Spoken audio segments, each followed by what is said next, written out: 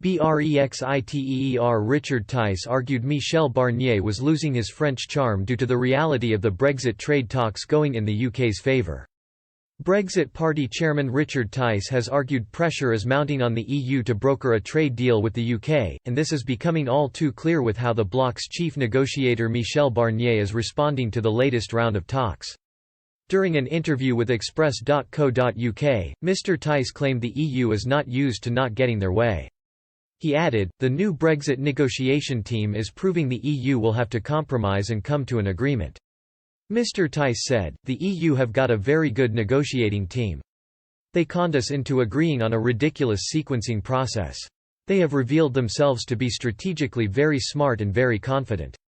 When things don't go their way, and they are not currently going their way, they lose their temperament and get cross very quickly.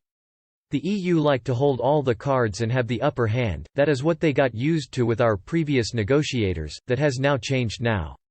Mr Tice also claimed Michel Barnier is losing his temper during the Brexit trade talks because the talks are not going in the EU's favour.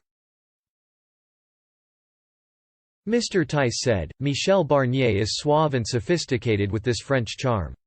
But he is starting to look a little rough around the edges, and that is because things are not going their way. While they would never admit it, the pressure is much greater on the EU."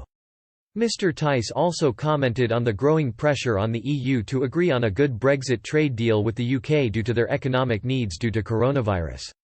He said, "The truth is every country is going to be exposed to a recession of varying degree.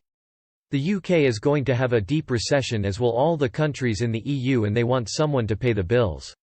The biggest, strongest countries are going to have to bear the greatest burden, just like the UK always has.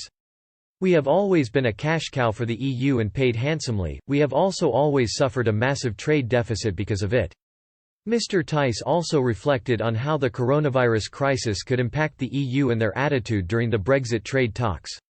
He said, "In a sense, the stakes have got higher because of the virus. This is because of the economic damage that has been done, not only Europe-wide but worldwide. A risk of further threats is now imposed on every nation.